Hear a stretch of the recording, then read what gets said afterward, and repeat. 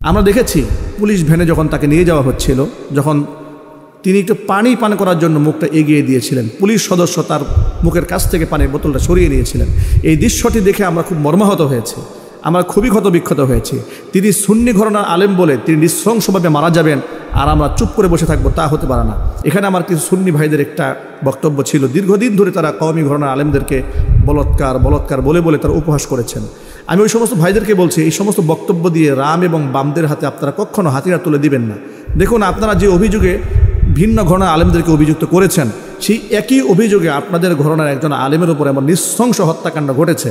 সুতরাং এমন কোনো কথা হিংসা বশবর্তী হয়ে, রাগ এবং ক্ষোভের বশবর্তী হয়ে আপনার ভিন্ন ঘরানার কোনো আলেমদের উপর চাপিয়ে দিবেন না, যেই পাপের মধ্যে আপনারা নিজেরাও জড়িত হয়ে মানুষের কাছে এমন নৃশংসভাবে আপনারা হত্যার শিকার হবেন, কিংবা আজকে আপনার জাতির কাছে এভাবে নিন্দিত হবেন। আসসালামু আলাইকুম রহমতুল্লাহি ওয়া বারাকাতুহু। হামিদা ওয়া মুসাল্লি ওয়া মুসাল্লিমা আম্মা বা'দ, ফাআউযু বিল্লাহি মিনাশ শাইতানির রাজীম। বিসমিল্লাহির রহমানির রহিম। ইন্নাকুম লাতা'তুনার রিজালা শাহওয়াতাম মিন দুনিন নিসা বাল আনতুম কওমুম মুসরিফুন। সাদাকাল্লাহুল আলিয়্যুল আযীম।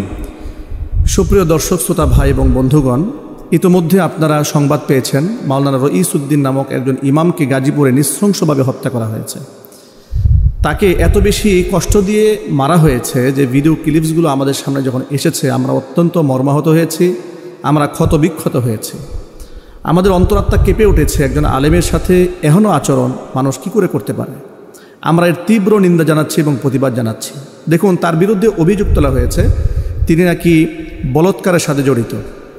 আলে ইয়াজু বিল্লাহ। যদি তিনি প্রকৃত অর্থে বলৎকারের সাথে জড়িত হয়ে থাকেন, তাহলে রাষ্ট্রে তার ব্যাপারে আইন রয়েছে, অবশ্যই তিনি আইনের মুখোমুখি হবেন, তার বিরুদ্ধে মামলা হবে, তার জেল হবে, জরিমানা হবে। যদি তার সর্বোচ্চ শাস্তি, সেটা আমরা অবশ্যই কামনা করি। শুধু মাওলানা রঈসউদ্দিন কেন, বাংলাদেশের যে কোনো ব্যক্তি যে কোনো পেশার সাথে সংশ্লিষ্ট তিনি যদি এমন জঘন্য পাপাচারের সাথে জড়িত থাকেন, অর্থাৎ তিনি যদি পায়ুকামীর সাথে জড়িত থাকেন, সমকামিতার সাথে জড়িত থাকেন, কিংবা বলৎকারের সাথে জড়িত থাকেন, বা কোরআনের ভাষায় কওমে লূতের আমলের সাথে জড়িত থাকেন, তাহলে তার সর্বোচ্চ শাস্তি আমরা কামনা করি। কিন্তু একজন ব্যক্তির বিরুদ্ধে অভিযোগ উঠলেই তিনি অভিযুক্ত ব্যক্তিটি সেই অপরাধের সাথে জড়িত বলে প্রমাণিত হয় না। এই জন্য আইনের প্রয়োজন হয়, এই জন্য সাক্ষীর প্রয়োজন হয়, এই জন্য বিচারের প্রয়োজন হয়। তার ব্যাপারে অনেক ব্যক্তি ফেসবুকে দেখেছি লিখেছেন যে তিনি একজন সুন্নি ঘরানার আলেম, সুতরাং তাকে হত্যা করা এটা অসুবিধা কিছু হয়নি। আমি এই অংশের তীব্র প্রতিবাদ জানাচ্ছি। তিনি কি সুন্নি ঘরানার আলেম, নাকি তিনি কওমি ঘরানার আলেম, নাকি তিনি জামাত ঘরানার আলেম, নাকি আহলে হাদিস ঘরানার আলেম, আমরা সেটা দেখতে চাই না। আমরা শুধু দেখতে চাই তিনি একজন আলেম। একজন আলেমের অনেক সম্মান রয়েছে। নবী করিম সাল্লাল্লাহু আলাইহি ওয়াসাল্লাম বলেছেন, ফাদলুল আলিমি আলাল আবিদি কাফাদুলি আলা আদনাকুম। তোমাদের উপরে একেবারে আদনা সাহাবীর উপরে আমি নবী করিম সাল্লাল্লাহু আলাইহি ওয়াসাল্লামের যে মর্যাদা, অনুরূপ সাধারণ আবেদদের উপরে একজন আলেমের সেই মর্যাদা। যদি দেখুন, কোরআন মাজিদের মধ্যে বলৎকার যারা করে তাদের এই ঘৃণ্য কাজের তীব্র নিন্দা করা হয়েছে। কওমে লূত যখন এই কাজটি করেছে, তখন লূত আলাইহিস সালাতু ওয়াস সালাম তার উম্মাহকে বলেছেন, ইন্নাকুম লাতা'তুনার রিজাল শাহওয়াতাম মিন দুনিন নিসা। তোমরা নারীদেরকে বাদ দিয়ে পুরুষদের সাথে তোমরা নিজের জৈবিক চাহিদা পূরণ করো। ইন্নাকুম কওমুম মুসরিফুন, তোমরা তো সীমা লঙ্ঘনকারী জাতি। তাহলে এই কাজটাকে সীমা লঙ্ঘন করা হিসেবে উল্লেখ করা হয়েছে। এমনকি এই পাপাচারের কারণে কওমে লূতকে আল্লাহ রাব্বুল আলামিন ধ্বংস করে দিয়েছেন। সেই পাপাচারের সাথে যদি কোনো ব্যক্তি জড়িত থাকেন, নবী করিম সাল্লাল্লাহু আলাইহি ওয়াসাল্লামের স্পষ্ট বার্তা রয়েছে এই ব্যাপারে, ইদা ওয়াজাদতুম মান আমিলা আমালা কওমি লূতিন ফাকতুলুল ফাইলা ওয়াল মাফউলা বিহ। অর্থাৎ কওমে লূত যে অন্যায়ের সাথে জড়িত ছিল, সেই পাপিষ্ঠ কাজ যদি পাপাচারের সাথে কোনো ব্যক্তি যদি জড়িয়ে যায়, তাহলে যার সাথে করা হয়েছে, যে করেছে, এই উভয়কে তোমরা মৃত্যুদণ্ড কার্যকর করবে। এটা রাষ্ট্রের কাছে দায়িত্ব। রাষ্ট্র পরিচালনার দায়িত্বে যারা থাকবেন তারা নবী করিম সাল্লাল্লাহু আলাইহি ওয়াসাল্লামের এই কমান্ডকে মান্য করবেন, আল্লাহ রাব্বুল আলামিন যে বিধান দিয়েছেন তা কার্যকর করবেন। কিন্তু কোনো ব্যক্তির বিরুদ্ধে অভিযোগ উঠলেই তিনি সেই ব্যক্তি অভিযুক্ত হয়ে পড়েন না। আর এভাবেই যদি কোনো ব্যক্তির উপরে অভিযোগ উঠলো আর তাকে চতুর্পাশ থেকে মানুষের হত্যা করা শুরু করলো, তাহলে রাষ্ট্রের আইন শৃঙ্খলা বিঘ্নিত হবে, সাথে সাথে মানবাধিকার লঙ্ঘিত হবে। আমরা দেখেছি পুলিশ ভ্যানে যখন তাকে নিয়ে যাওয়া হচ্ছিল, যখন তিনি একটু পানি পান করার জন্য মুখটা এগিয়ে দিয়েছিলেন, পুলিশ সদস্য তার মুখের কাছ থেকে পানির বোতলটা সরিয়ে নিয়েছিলেন। এই দৃশ্যটি দেখে আমরা খুব মর্মাহত হয়েছি, আমরা খুবই ক্ষতবিক্ষত হয়েছি। তিনি সুন্নি ঘরানার আলেম বলে তিনি নৃশংসভাবে মারা যাবেন আর আমরা চুপ করে বসে থাকবো, তা হতে পারে না। আমাদের গাজীপুরের মাটিতে এই ঘটনাটি ঘটেছে। এটা আমাদের গাজীপুরবাসীর জন্য এটা অত্যন্ত দুঃখজনক একটি কালো অধ্যায় এবং আমরা এই ব্যাপারে লজ্জিত। আমরা এই ব্যাপারে অত্যন্ত মর্মাহত। আমরা প্রশাসনের দৃষ্টি আকর্ষণ করছি, আমরা রাষ্ট্রের দায়িত্বশীলদের দৃষ্টি আকর্ষণ করছি, এই আলেমের সাথে এখনও আচরণ যারা করেছে তাদের অবশ্যই ফুটেজগুলো ইতোমধ্যে আপনারা পেয়েছেন। সোশ্যাল মিডিয়াতে তাদের সেই ফুটেজগুলো এসেছে, যারা তাদেরকে তিল তিল করে তাকে হত্যা করেছে। সংশ্লিষ্ট অপরাধী এবং খুনি প্রত্যেকেই আইনের আওতায় আসুক এবং তারা একজন আলেমকে নৃশংসভাবে হত্যার দায়ে তারাও যেন মৃত্যুর সম্মুখীন হন এবং মৃত্যুদণ্ডের সম্মুখীন হন। আমরা প্রশাসনের কাছে সেই প্রত্যাশা করছি। আল্লাহ রাব্বুল আলামিন একে ইনসাফ ভিত্তিক সমাজ বিনির্মাণের তৌফিক আমাদেরকে দান করুন। আমি বিশেষ দ্রষ্টব্য হিসেবে উল্লেখ করতে চাই, এখানে আমার কিছু সুন্নি ভাইদের একটা বক্তব্য ছিল। দীর্ঘদিন ধরে তারা কওমি ঘরানার আলেমদেরকে বলৎকার বলে তারা উপহাস করেছেন। আমি ওই সমস্ত ভাইদেরকে বলছি, এই সমস্ত বক্তব্য দিয়ে রাম এবং বামদের হাতে আপনারা কখনো হাতিয়ার তুলে দিবেন না। দেখুন, আপনারা যে অভিযোগে ভিন্ন ঘরানার আলেমদেরকে অভিযুক্ত করেছেন, সেই একই অভিযোগে আপনাদের ঘরানার একজন আলেমের উপর এমন নৃশংস হত্যাকাণ্ড ঘটেছে। সুতরাং এমন কোনো কথা হিংসার বশবর্তী হয়ে, রাগ এবং ক্ষোভের বশবর্তী হয়ে আপনার ভিন্ন ঘরানার কোনো আলেমদের উপর চাপিয়ে দিবেন না, যেই পাপের মধ্যে আপনারা নিজেরাও জড়িত হয়ে মানুষের কাছে এমন নৃশংসভাবে আপনারা হত্যার শিকার হবেন, কিংবা আজকে আপনার জাতির কাছে এভাবে নিন্দিত হবে। আমরা চাই কওমি, ওয়াহাবি, সুন্নি যে ধরনের বিভাজন বাংলাদেশে আলেম সমাজের মধ্যে তৈরি হয়েছে, এই বিভাজন দূরীভূত হোক এবং ইখতিলাফি মাসাইল যেগুলো রয়েছে, ইত্তেফাক মাল ইখতিলাফ, অর্থাৎ ভিন্নতার মধ্যেও, মতবিরোধের মধ্যেও যে একটা মানুষের মধ্যে ঐক্যের বন্ধন সৃষ্টি হতে পারে, আমরা একটা নজির স্থাপন করতে চাই। সুতরাং কওমি, ওয়াহাবি, সুন্নি এই ধরনের বক্তব্য না দিয়ে যারা এই মাওলানা রঈসউদ্দিনকে নির্মমভাবে হত্যা করেছে তাদেরকে অবশ্যই শাস্তির আওতায় আনতে হবে এবং তাদের সর্বোচ্চ শাস্তি মৃত্যুদণ্ড যেন আমরা দেখতে পারি। আমরা প্রশাসনের কাছে আবদার জানাচ্ছি এবং রাষ্ট্রপক্ষের কাছে আমরা বিনীত অনুরোধ জানাচ্ছি। আল্লাহ রাব্বুল আলামিন যেন রাষ্ট্রপক্ষকে বিষয়টি অত্যন্ত ডিপলি চিন্তা করে ব্যবস্থা নেওয়ার তৌফিক দান করেন।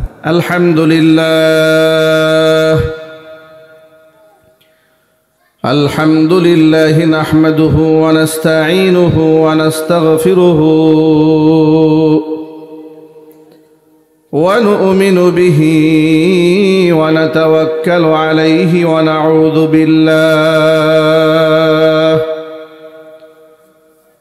ونعوذ بالله من شرور أنفسنا ومن سيئات أعمالنا من يهده الله فلا مضل له ومن يضلله فلا هادي له ونشهد أن لا إله إلا الله وحده لا شريك له ونشهد أن سيدنا ونبينا وحبيبنا وشفيعنا ومولانا محمدا عبده ورسوله الذي أرسله بالحق بشيرا ونذيرا وداعيا إلى الله بإذنه وسراجا منيرا أما بعد فأعوذ بالله من الشيطان الرجيم بسم الله الرحمن الرحيم يا نساء النبي لستن كأحد من النساء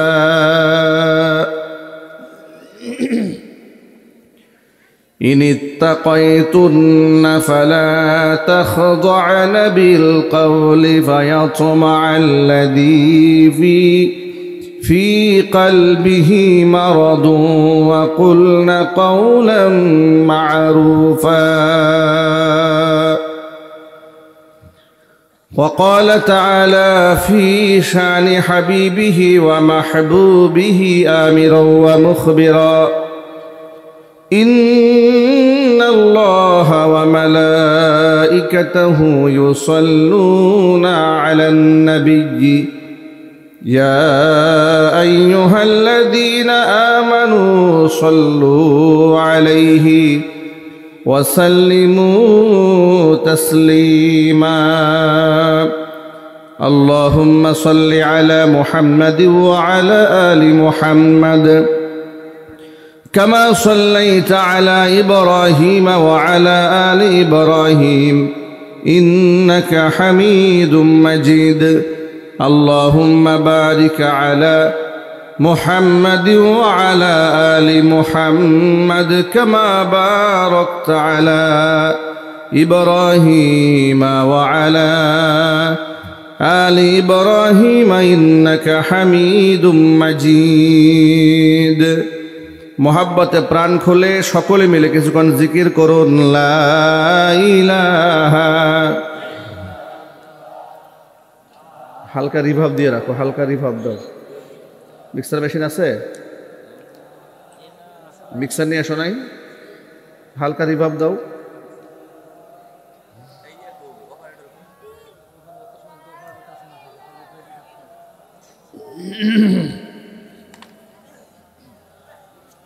গরম লাগে।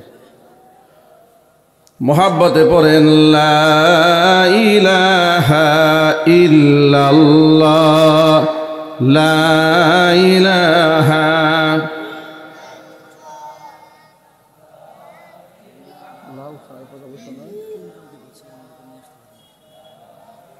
মুশকিল লা ইলাহা ইল্লাল্লাহ লা ইলাহা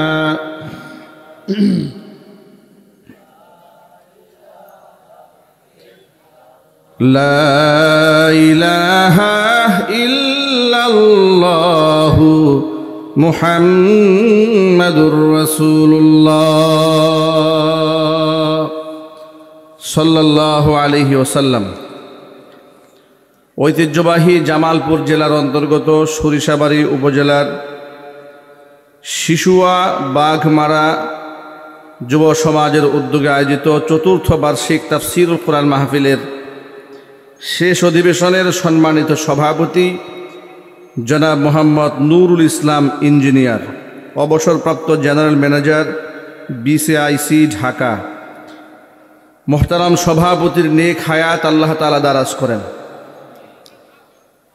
এছাড়াও আমন্ত্রিত বিশেষ অতিথিবৃন্দ, হাজরাত উলামায়ে কেরাম, মুরব্বিয়ানে এজম, অত্র এলাকা এবং পার্শ্ববর্তী এলাকার বিভিন্ন প্রান্ত থেকে ছুটে আসা দিনদরদি, ইমানদার, পরহেজগার, মুত্তাকি মুসলিম ভাইরা, পর্দার অন্তরালে অবস্থানরত আমাদের সকলের শ্রদ্ধাভাজন পর্দানিশীন মা এবং বোনেরা, মহান আল্লাহ রব্বুল আলামিনের দরবারে আলিশানে লাখো কোটি শুকরিয়া আদায় করছি যে মহান মনিব আমাদেরকে মুসলিম উম্মার এই ক্লান্তি লগ্নে হাজারো প্রতিকূলতাকে উপেক্ষা করে নবী করিম সাল্লাল্লাহু আলাইহি ওয়াসাল্লামের ভাষায় বেহেশতের বাগানের মধ্যে উলামায়ে কেরামের মাজলিসে কোরআন হাদিসের মাহফিলে যথা সময়ে উপস্থিত হয়ে কোরআন সুন্নাহ থেকে আলোচনা করার, আলোচনা শোনার সুবর্ণ সুযোগ তৈরি করে দিয়েছেন। এই জন্য আপনারা খুশি না বেজার?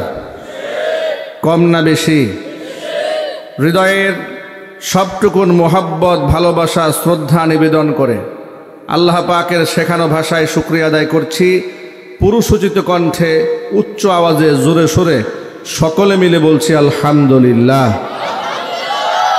রব্বানা লাকাল হামদ হামদান কাসীরা তাইয়িবান মুবারাকান ফীহি ইয়া রব্বি লাকাল হামদু কামা ইয়ানবাগি লিজালালি ওয়াজহিকা ওয়া আযীমি সুলতানিকা। আল্লাহ রব্বুল আলামিন আজকে তাফসীরুল কোরআন মাহফিলকে কবুল করেন। শিশুয়া বাগমারা এই উভয় গ্রামকে আল্লাহ তাআলা ইসলামের জন্য উর্বর মাটি হিসেবে কবুল করে নেন। শিশুয়া বাগমারার যুব সমাজকে আল্লাহ মাফ করে দেন। এলাকার প্রতিটি ঘরে ঘরে আল্লাহ তাআলা হেদায়েতের নূর সৃষ্টি করে দেন। খাস করে আজকের মাহফিলের ওসিলা করে আল্লাহ আমাদের জিন্দেগি গুনার খাতা মাফ করে দেন। অত্র এলাকার সমস্ত মুর্দেগানের কবরে আযাব আল্লাহ তাআলা কিয়ামত পর্যন্ত বন্ধ করে দিন। কাল হাসরের কঠিন ময়দানে এই আয়োজন আল্লাহ তাআলা আমাদের সকলের নাজাতের জারিয়া হিসেবে কবুল করেন। আমার পূর্বে এতক্ষণ পর্যন্ত বন্ধুবর মুফতি কেফায়েতুল্লাহ বিন হাসান, খতিব বাইতুল মামুর কেন্দ্রীয় জামে মসজিদ, আমতলী, গাজীপুর সদর, আপনাদের সামনে মুখনিসৃত বাণী পেশ করেছেন। কোরআন সুন্নাহর ভিত্তিতে চমকপ্রদ আলোচনা করেছেন। শিক্ষণীয় কথাগুলো মৃত্যু পর্যন্ত স্মরণ রেখে আল্লাহ তাআলা আমাদের সকলকে আমল করার তৌফিক দান করেন। মোহতারাম মুফতি কেফায়েতুল্লাহ বিন হাসান, তার খিদমাতের ওয়াসাতকে আল্লাহ তাআলা বৃদ্ধি করে দিন। সকলেই চিৎকার দিয়ে বলুন আল্লাহুম্মা আমিন। প্রিয় ভাইরা, আজকে আমার সামনে আপনারা যারা বসে আছেন, একেবারে অজপাড়া গ্রামগঞ্জের এক নিবিড় পল্লীতে আপনারা বসবাস করেন। আল্লাহ তাআলা এটাকে আপনাদের জন্য মাসকানা বানিয়েছেন। এই মাসকানাকে, বসতি স্থানকে আল্লাহ রব্বুল আলামিন নিরাপত্তার চাদরে আবৃত করে রেখে দেন কিয়ামত পর্যন্ত। জোরে কোন আমিন। আমি মহাগ্রন্থ আল কোরআন থেকে ছোট্ট একটা আয়াতে কারিমা আপনাদের সামনে খুতবাতে তেলাওয়াত করেছি, সূরাতুল আহজাব থেকে। মাইকের আওয়াজ বাহিরে যাচ্ছে। আমি এত লম্বা বিশ্লেষণ করে এমন কোনো কথা আপনাদের সামনে উপস্থাপন করব না যে কথাগুলো আপনাদের শুনতেই কষ্ট হবে, বুঝতে কষ্ট হয়ে যাবে। কোরআন আল্লাহ তাআলা আমাদের জন্য সহজ করেছেন। সুবহানাল্লাহ বলেন। ওয়ালাকাদ ইয়াসসারনাল কুরআনা লিযিকরি ফাহাল মিন মুদ্দাকির। আল্লাহ কোরআন মুখস্থ করা সহজ করেছেন, কোরআন বুঝা সহজ করেছেন, কোরআনে কারীম আমল করা আল্লাহ সহজ বানিয়ে দিয়েছেন। লা ইউকাল্লিফুল্লাহু নাফসান ইল্লা বুসআহা। মানবতার জন্য আল্লাহ এমন কোনো বিধান দেননি যেটা মানুষ পালন করতে কষ্ট পাবে, যেটা পালন করা তার জন্য অসাধ্য হয়ে যাবে, এমন কোনো বিধানকে আল্লাহ আমাদেরকে দান করেছেন। এইভাবে আওয়াজ দিলে কি কথা বলা যাবে ভাই? আমি তো গুরুস্থানে কথা বলতেছি না, আমি জাগ্রত মানুষের সামনে কথা বলছি, ঠিক কিনা বলেন? প্রিয় ভাইরা, আপনারা বলুন, মহাগ্রন্থ আল কোরআনের প্রতিটি আয়াত কম দামি নাকি অনেক দামি? এটা কার বাণী? আল্লাহ পাকের বাণী। আজকে আমরা আলোচনা করব, বলুন ইনশাআল্লাহ। কোরআন মাজিদের প্রতিটি আয়াত সীমাহীন মূল্যবান। সব কথা তো আমি ইচ্ছা করে একদিন বলতেও পারবো না, আর সেই যোগ্যতাও আমাদের নাই। কোরআনে কারিমের মুফাসসির হওয়ার কোনো ইলম আমাদের নাই। আমরা আপনাদের সামনে কিছু কথা নকল করব কোরআন সুন্নাহ থেকে, যদি আল্লাহ তাআলা বলার তৌফিক দান করেন। মোটা দাগের কথা বলবো, যেহেতু আল্লাহ তাআলা আমাদের জন্য সহজ করেছেন। এত সূক্ষ্ম কথা আল্লাহ কোরআনে বলেন না যে কথা মানুষ কোনোদিন বুঝতেই পারবে না, এমন কথা আল্লাহ কোরআনে বলেন না। আল্লাহু আকবার বলেন। আল্লাহ একদম সহজ করে দিয়েছেন। ছোট্ট ছোট্ট বাচ্চারা 30 পারা কোরআন মুখস্থ করে ফেলতেছে। অবাক লাগে আমার কাছে। কয়েকদিন আগে দেখেছি আপনার মাওনা চৌরাস্তাতে এক মাহফিলে ছোট্ট একটা বাচ্চা মেয়ে, 5 বছরের মেয়ে, সে আমার বয়ানের পূর্বে তিলাওয়াত করেছে। এত সুন্দর তিলাওয়াত করেছে যে মন্ত্রমুগ্ধের মতো আমরা তার তিলাওয়াত শুনেছি। এতটুকুন বাচ্চার মুখ থেকে যখন কোরআন বের হচ্ছিল, মানে অবাক বিস্ময়, মহাবিশ্বের মহাবিস্ময়ে কোরআন। আল্লাহ তাআলা এতটুকুন ছোট্ট একটা বাচ্চার অন্তঃকরণে কোরআনকে ঢুকিয়ে দিয়েছেন। 6 বছর 7 বছরের বাচ্চারা অলৌকিকভাবে 30 পারা কোরআন মুখস্থ করে ফেলছে। আল্লাহু আকবার বলেন। এটা কে সহজ করেছেন? আল্লাহ পাক সহজ করেছেন। মাইকের আওয়াজ বাহিরে যাচ্ছে, আমাদের মা বোনেরা কথাগুলো শুনতে পাচ্ছেন। আমরা ক্ষণিকের দুনিয়াতে এসেছি, এই দুনিয়া থেকে আমরা সবাই বিদায় হব। আলেম জালেম, শিক্ষিত অশিক্ষিত, নামাজি বেনামাজি, সুদখোর ঘুষখোর, মিথ্যাবাদী, লম্পট বদমাশ, চরিত্রহীন সবাই যাবে। টাকার গরমে কিংবা ক্ষমতার দাম্ভিকতা দিয়ে পৃথিবীতে চিরদিন টিকে থাকা কি সম্ভব হবে? আর যদি বলুন সম্ভব হবে? না, সম্ভব হবে না। পৃথিবীর এই জীবনটা যেন আমরা পবিত্রভাবে উদযাপন করতে পারি, এই জন্য আল্লাহ তাআলা আমাদের জীবনে কিছু বিধিনিষেধ আরোপ করেছেন, কিছু ড্রেস কোড আল্লাহ পাক আমাদেরকে দান করেছেন, কিছু নীতিমালা আল্লাহ আমাদেরকে উপহার দিয়েছেন, কিছু ইবাদত আল্লাহ তাআলা আমাদের জন্য বাধ্যতামূলক করে দিয়েছেন। যেমন আমরা ঈমান গ্রহণ করেছি, ঈমান আনার পরেই আমাদের জীবনের সবচাইতে গুরুত্বপূর্ণ ইবাদতের নাম কি? আরো জোরে বলেন। আল্লাহর হাবিব বলেছেন, বুনিয়াল ইসলামু আলা খামসিন, শাহাদাতি আল্লা ইলাহা ইল্লাল্লাহ ওয়া আন্না মুহাম্মাদার রাসূলুল্লাহ ওয়া ইকামিস সালাহ ওয়া ইতাইজ যাকাহ ওয়া হজ্জিল বাইতি ওয়া সাওমি রমাদান আও কামা ক্বালা আলাইহিস সালাতু ওয়াস সালাম। আল্লাহর নবী বলেন, বুনিয়াল ইসলাম ও আলা খামসিন, 5টি জিনিসের উপরে ইসলাম এর স্তম্ভ, 5টা জিনিস, এর উপরে ইসলামটাকে দাঁড় করিয়ে দেওয়া হয়েছে। ইসলামের ভিত্তি মূলে 5টা জিনিস আছে। এর মধ্যে 1 নাম্বার হচ্ছে এ কথার সাক্ষ্য প্রদান করা, শাহাদাতি আল্লাহ ইলাহা ইল্লাল্লাহ ওয়া আন্না মুহাম্মাদার রাসূলুল্লাহ। আল্লাহ ছাড়া কোনো মাবুদ আছে? আরো চিল্লায় বলেন, আল্লাহ ছাড়া ইবাদতের যোগ্য আর কেউ আছে? মুহাম্মদ সাল্লাল্লাহু আলাইহি ওয়াসাল্লাম আল্লাহর রাসূল, এ কথার স্বীকৃতি প্রদান করা, এ কথার সাক্ষ্য দেওয়ার পরে ওয়া ইকামিস সালাহ, নামাজ কায়েম করা, ওয়া ইতাইজ যাকাত, যাকাত আদায় করা, ও হাজ্জিল বাইত, বাইতুল্লাহ হজে যাওয়া, ওয়া সওমি রমাদান, রমজান মাসে রোজা রাখা।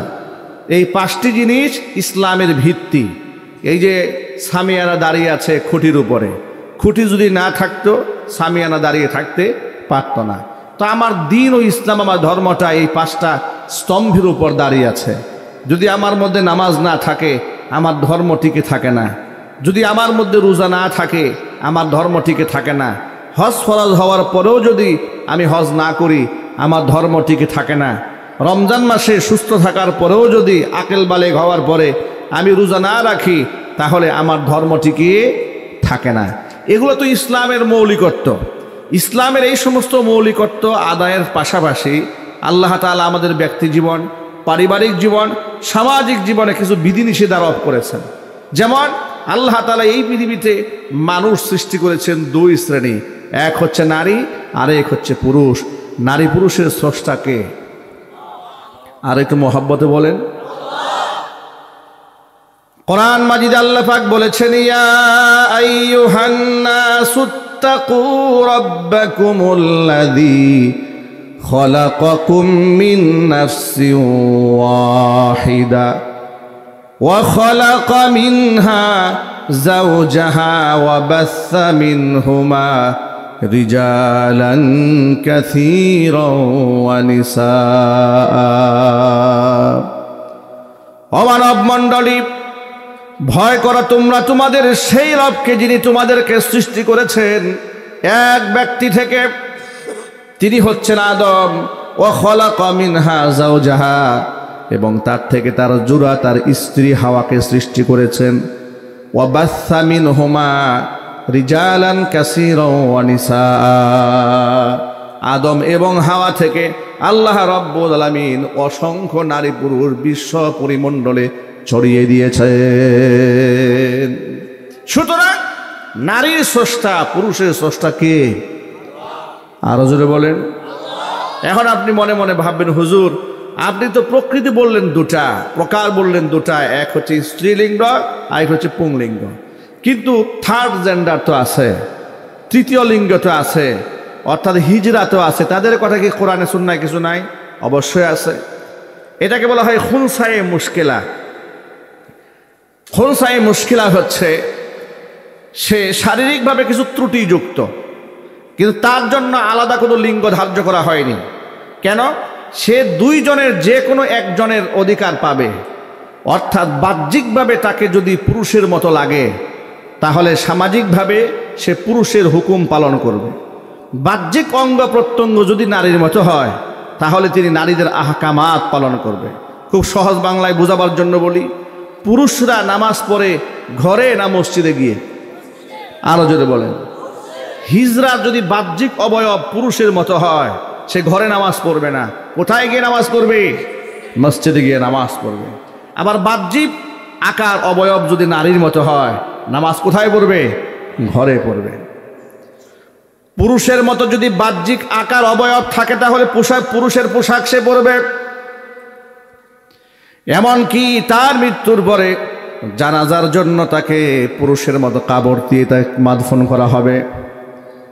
আবার যদি আকার অবয়ব দেখতে নারীর মতো হয় পর্দা করে তাকে চলতে হবে। ওই আমি হিজরা, সুতরাং রাস্তাঘাটে যেভাবে খুশি চাঁদাবাজি করব আর মানুষের সামনে নোংরামো বেহায়াপনা করে বেড়াবো। আল্লাহর কসম করে বলি জাহান্নাম ছাড়া কোনো রাস্তা থাকবে না। আজকে হিজড়া যারা সমাজে, তাদের কি একটা বাজে অবস্থা দেখেছে তার রাস্তাঘাটে, কি সিচুয়েশনটা তারা ক্রিয়েট করে মানুষের সামনে, মানুষকে লজ্জায় ফেলে দেয়।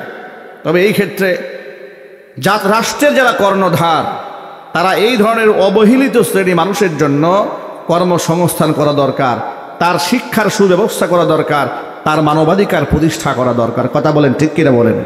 এগুলা প্রতিষ্ঠা না করার কারণে তারা অনেক সময় বখাটে হয়ে যাচ্ছে, নষ্ট হয়ে যাচ্ছে, চরিত্রহীন হয়ে যাচ্ছে। আল্লাহ তাআলা সকলকে হেফাজত করেন, জোরে বলেন আমিন। তো নারী এবং পুরুষের স্রষ্টা কে, জোরে বলেন? আল্লাহ পাক। আল্লাহ তাআলা এই পৃথিবীর শান্তি এবং সুশৃঙ্খলা ঠিক রাখার জন্য, পরকালীন চিরমুক্তি জান্নাত পাওয়ার জন্য এই নারী এবং পুরুষকে কিছু পর্দার কোটেশন দিয়েছেন। আল্লাহর পক্ষ থেকে কিছু বিধিবিধান আরোপ করেছেন। আমি আপনাদের সামনে কোরআন মাজিদের সূরাতুল আহজাবের যে আয়াতখানা তেলাওয়াত করেছি, আল্লাহ তাআলা রাসূলের স্ত্রীদেরকে ডেকে একটি বক্তব্য দিয়েছেন। আল্লাহ পাক আয়াতের মধ্যে বলেন, ইয়া নিসান নাবিয়্যি, ও নবীর স্ত্রীরা, লাস্তুন্না কা আহাদিন মিনান নিসা, তোমরা তো সাধারণ নারীদের মতো নও, তোমাদের মর্যাদা অনেক অনেক উপরে।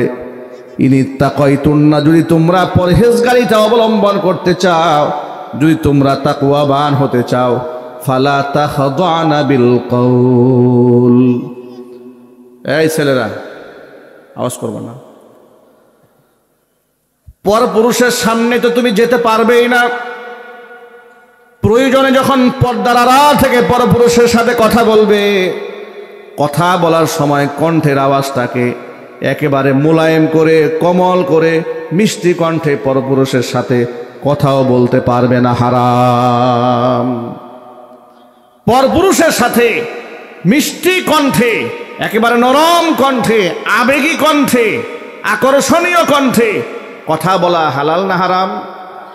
আরো জোরে বলেন। আল্লাহ পাক স্ট্রেট নিষেধ করে দিয়েছেন, ফালা তাখদানা বিল কওল। পরপুরুষের সাথে কথা বলতে গিয়ে কমল সুরে কথা বলতে পারবে না। কেন বলতে পারবে না? শোনাম, তুমি যদি পর্দার আড়াল থেকে মিষ্টি আওয়াজে পরপুরুষের সাথে কথা বলো, ফায়াতমা আল্লাযী ফি কলবিহি মারাদ, যার অন্তরের মধ্যে রোগ আছে, সে তোমার প্রতি আকৃষ্ট হবে, লালায়িত হবে। সে মনে মনে ভাববে, কণ্ঠের আওয়াজ যদি এতটা মিষ্টি হয়, না জানি দেখতে কত সুন্দর, ঠিক না? আবার তাই বলে মানে প্রয়োজনীয় কথাও তুমি বলবে না, সেটা যেন না হয়। ওয়াকুলনা কাওলাম মারুফা, ন্যায়সঙ্গত কথা বলবে। যতটুকুন না বললেই নয়, ততটুকুন বলবে। জোরে কোন সুবহানাল্লাহ। যেমন উম্মুল মুমিনিন মা আয়েশা সিদ্দিকা রাদিয়াল্লাহু তাআলা আনহা, পৃথিবীর শ্রেষ্ঠতম মুহাদ্দিসা। ইসলামে আমরা যাদের কাছে গোটা বিশ্বের মুসলমানরা ঋণী, যাদের কাছ থেকে আমরা হাদিস সংগ্রহ করেছি, তাদের মধ্যে 3 জন ব্যক্তি এমন আছে পৃথিবীর মধ্যে সবচাইতে বেশি হাদিস বর্ণনা করেছেন আল্লাহ রসুলের কাছ থেকে। এর মধ্যে একজন হচ্ছে আবু হুরায়রা রাদিয়াল্লাহু তাআলা আনহু, আরেকজন হচ্ছে হুজুরের খাদেম আনাস ইবনে মালিক রাদিয়াল্লাহু তাআলা আনহু, আরেকজন হচ্ছে উম্মুল মুমিনিন মা আয়েশা সিদ্দিকা রাদিয়াল্লাহু তাআলা আনহা। এই 3 জন গোটা দুনিয়ার মধ্যে সবচাইতে বেশি হাদিস উম্মাকে উপহার দিয়েছে। চিৎকার দেখুন আল্লাহু আকবার। তাহলে মা আয়েশা রাদিয়াল্লাহু তাআলা আনহা যদি সাহাবায়ে কিরামকে হাদিস শিখিয়ে থাকেন, তাহলে তিনি কথা বলেছেন পরপুরুষের সাথে, কথা ঠিক কিনা বলেন? কিন্তু কুলনা কাওলাম মারুফা, সে কথা ছিল ন্যায়সঙ্গত কথা। সেখানে ওই যে আমাদের বর্তমান যুগে আমাদের ছেলেমেয়েরা যেমন ফেসবুকে, এরপরে টিকটকে তাদের সাথে যে চ্যাটিং হয়, এরপরে ফোনে যে আলাপ হয়, ফ্রি টক টাইম হয়, ঘন্টার পরে ঘন্টা বয়ফ্রেন্ড গার্লফ্রেন্ড যে মিষ্টি মিষ্টি কথা বলে, এরকম কথা বলার কি অনুমতি ইসলামী শরীয়তে আছে? আরো যদি বলতে হবে ভাই, আছে। এগুলা যারা বলে, অন্তরের মধ্যে নেফাক যাদের অন্তরে আছে, তারাই তো বলে, ঠিক না ভাই? আল্লাহ তাআলা এটাকে হারাম করে দিয়েছেন। দেখুন, পর্দার ব্যাপারে ইসলাম বড় কঠোরতা অবলম্বন করেছে। নারী এবং পুরুষের পর্দার ব্যাপারে যেই জিনিসটা গ্রামগঞ্জে এত বেশি অবহেলা করা হয়, বিশেষ করে দেবরের সাথে সাক্ষাৎ, ভাসুরের সাথে সাক্ষাৎ, এটা তো মনে হয় না করলে মুরব্বীরা নারাজ হয়ে যায় এই দেশের মেয়েদের উপরে। কথা বলে না কেন? আমি আমার নিজের কানে বলতে শুনেছি যে আমার একমাত্র ছেলে, তার সাথে তোর বউ দেখা করবে না, এটা কেমন হয়? একদম এভাবে বলে ফেলে। নতুন বিবাহ করে নিয়ে এসছে, এবার গ্রামের মধ্যে একটা আওয়াজ উঠিয়ে দিয়েছে, ভাবি তো মায়ের সমতুল্য, সুতরাং দেবরের সাথে দেখা সাক্ষাতের কোনো অসুবিধা নাই। ঘৃণার সাথে বলেন নাউযুবিল্লাহি মিন যালিক। মাহারাম পুরুষ ছাড়া এই দুনিয়ার কোনো নারী পরপুরুষের সাথে দেখা সাক্ষাৎ, অযথা কথাবার্তা বলতে পারবে না। আল্লাহ রাব্বুল আলামিন নিষেধ করে দিয়েছেন, পর্দার পাটিশন টেনে দিয়েছেন। জোরে কোন সুবহানাল্লাহ। ছোট্ট একটা হাদিস শোনালে আপনারা খুব সহজেই বুঝতে পারবেন। আল্লাহর নবী রাহমাতুল লিল আলামিন নিজে স্ত্রীদের পর্দার ব্যাপারে কত বেশি কঠোরতা আরোপ করেছেন। উম্মে সালামা রাদিয়াল্লাহু তাআলা আনহা, রাসূলের স্ত্রী, তিনি হাদিসের বর্ণনাকারী, তিনি বলেন, একদিন আমি এবং রাসূলের আরেকজন স্ত্রী হযরতে মাইমুনা হুজুরে পাক সাল্লাল্লাহু আলাইহি ওয়াসাল্লামের সাথে তার গৃহে ছিলাম। এমন সময় তার অন্ধ সাহাবী আব্দুল্লাহ ইবনে উম্মে মাকতুম রাদিয়াল্লাহু তাআলা আনহু আমাদের মাঝে আগমন করলেন। ইতিমধ্যে পর্দার আয়াত নাজিল হয়ে যাওয়ার কারণে নবীজি আমাদেরকে ডেকে বললেন, ইহতাজিবা মিন, উম্মে সালামা ও মাইমুনা, তোমরা পর্দার আড়ালে চলে যাও। উম্মে সালামা বলেন, আমি রাসূলুল্লাহকে ডেকে বললাম, আলাইসা হুয়া আমা লা ইউবসিরুনা ওয়ালা ইয়ারিফুনা। ও আল্লাহর নবী, সে তো অন্ধ সাহাবী, আমাদেরকে দেখতেও পারবে না, আমাদেরকে চিনতেও পারবে না। হুজুর বললেন, আফা আমিয়া ওয়ানি আনতুমা আলাস্তুমা তুবসিরানি, সে তো অন্ধ, তোমাদের দেখতে পাবে না, কিন্তু তোমরা দুজন কি অন্ধ নাকি? তোমরা কি তাকে দেখতে পাবে না? একজন অন্ধ সাহাবীর প্রতি নবীজি সাল্লাল্লাহু আলাইহি ওয়াসাল্লাম তার স্ত্রীদের অকারণে তাকায় থাকবেন, তার অনুমতি দান করেন নাই। জোরে করেন সুবহানাল্লাহ। এখান থেকে কি আমাদের জন্য কোনো শিক্ষা নাই? এটা জোরে বলেন ভাই। অপারেটর ভাই, একটু সাউন্ড বাড়াই দেওয়া যায় না? একদম কাছ থেকে কথা বলতে কষ্ট হয়, একটু সরতে হবে তো কথা বলে। বলেন।